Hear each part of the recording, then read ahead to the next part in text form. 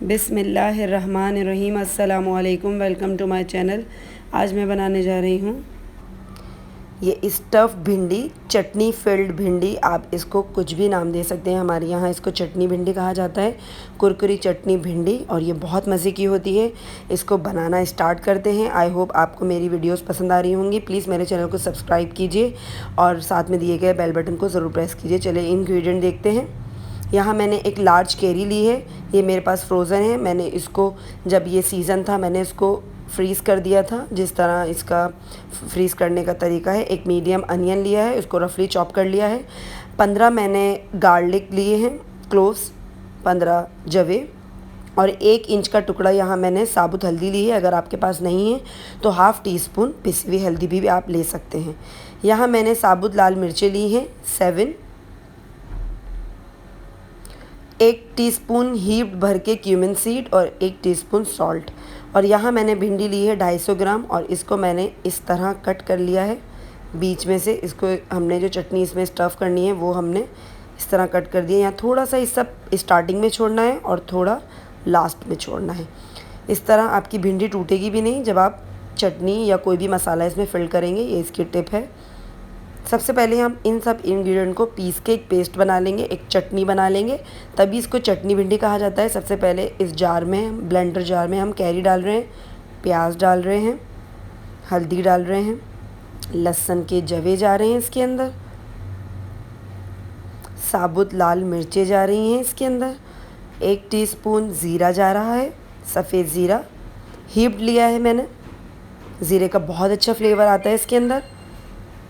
Salt डाल रहे हैं हम इसके अंदर, और इन सब को कर देंगे हम ब्लेंड थोड़े से पानी के साथ, बिल्कुल थोड़ा, little bit like of 2 table spoon. देखिए यहाँ चटनी बनके तैयार हो गई है। अब हमें एक तवा गरम करने रखना है।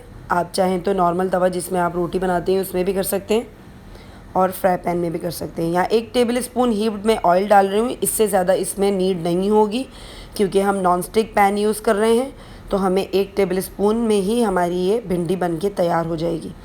अब जो हमने भिंडी कट करके रखी थी इसको हम स्टफ़ कर लेंगे विद चटनी। चटनी से फिलअप बहुत अच्छे से करना है हमें, बिल्कुल भर भर के इसके अंदर चटनी डालनी है ताकि चटनी का फ्लेवर अंदर रच बस जाए। देखिए इस तरह इसके अंदर इसमें फिल करनी है हमें।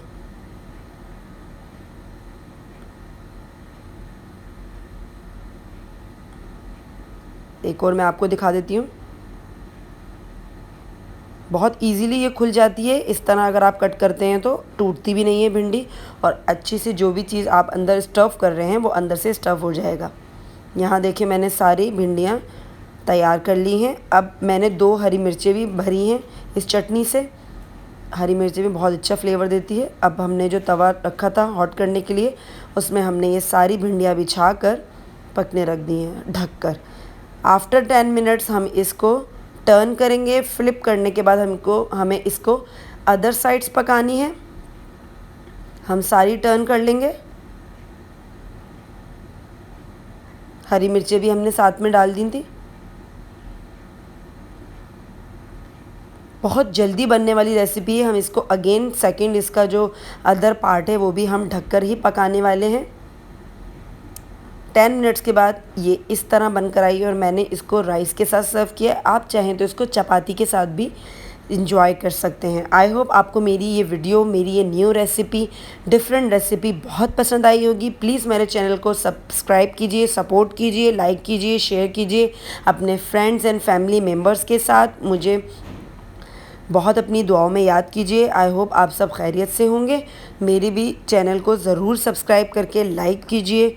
Thank you so much. अल्लाह हाफ़िज़।